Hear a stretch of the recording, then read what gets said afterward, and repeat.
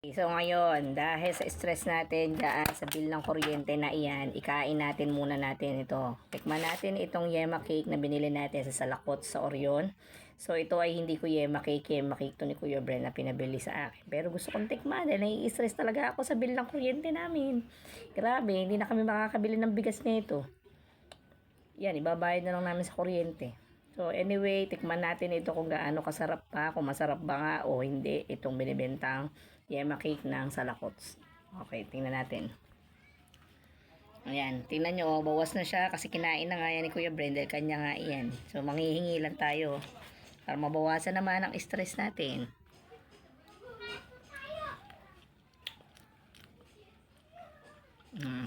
Masarap naman siya, hindi siya masyadong matamis. Pero nakitikim lang tayo dito, bawal natin itong ubusin dahil hindi nga ito sa atin. Kahit na anak ko siya, may kanya-kanya kaming pagkain dito sa bahay. Ang para sa kanya ay para sa kanya. So ayan, tumikim lang talaga tayo. Balikan natin to sa rep. Masarap siya. Actually, ang pagkain ko talaga dyan ay ito. Itong mga tsokolate na ito na talagang ito ang kinakain ko kapag stress ako. Yan.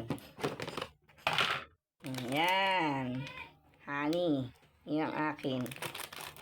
At itong paborito kong treasures. Ito ang kinakain ko kapag ako ay stress na talaga sa buhay.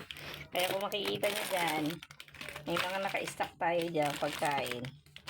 Ito, hindi pa natin makain-kain. Matagal na itong nasa rep. Yung iba dito bigay ng estudyante. No, salamat sa mga nagbigay. Pero ito, paubos na rin yung treasures natin. Ito, nag-i-stack talaga tayo nito.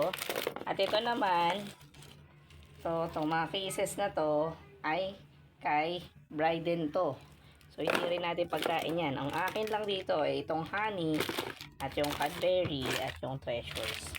Meron pa nga ako ditong ito, ang tawag dito, yung asukal siya na kakao.